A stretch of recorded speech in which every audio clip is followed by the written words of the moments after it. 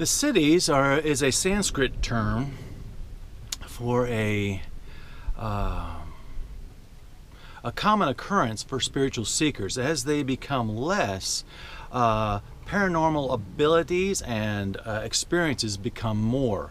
It's starting to rain a little bit. I've got the camera outside or inside the van, so I hope it doesn't get wet, but you might see a little on my glasses.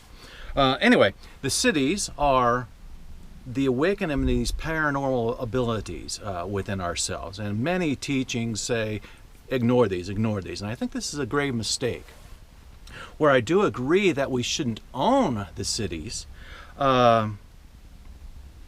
because they make us more. They actually, by owning them, by taking them on as ourselves, I'm making this stuff happen, we become harder and we become less spiritual, actually. We become more ego-based, egotistical.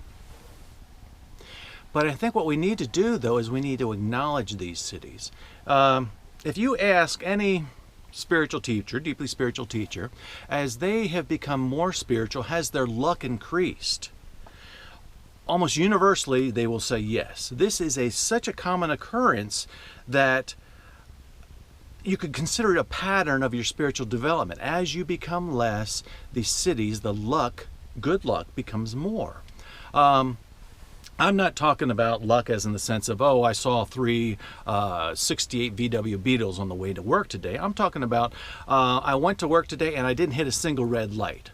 That sort of thing. And that happens more and more often as you become less, as you become more spiritual. The implications of this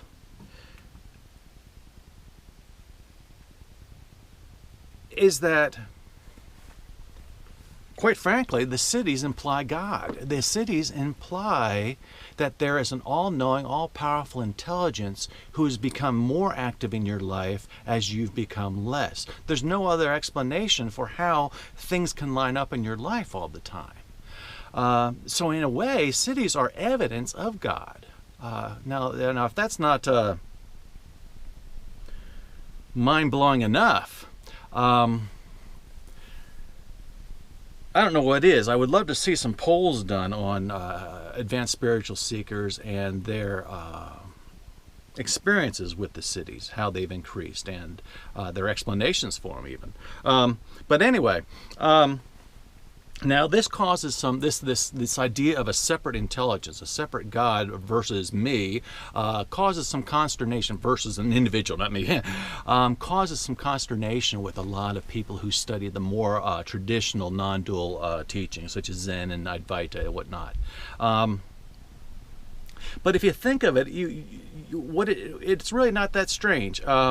If you think of your lungs, are your lungs you or not? Are they, right? They're a part of you, but they're also separate from you. They're separate from you, and yet they are you. You can kind of think of them as integral to you.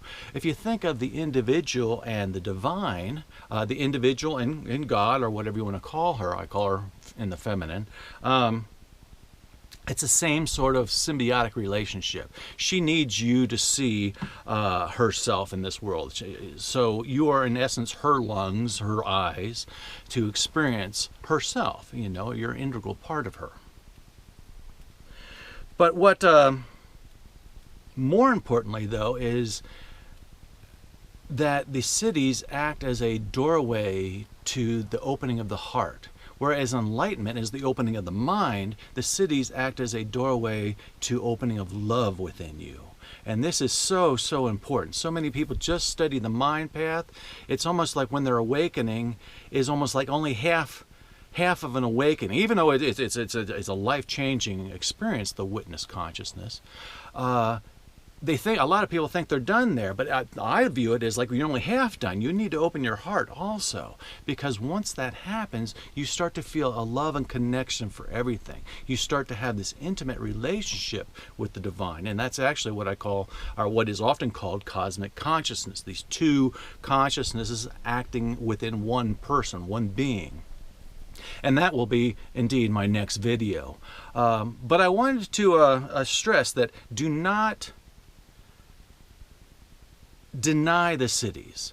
Don't own them. It's important not to own them, not to make them more. But if you put your attention on it, if you start noticing, if you start journaling them and writing them down, you'll see more and more that they have become a inherent part of your life. And when you think about the implications of them, what do these mean? How is this possible? You too will go from, if you're an atheist, you'll go from to seeing the divine in everything. And if you are a believer in the divine, you will start to develop a deep relationship with her.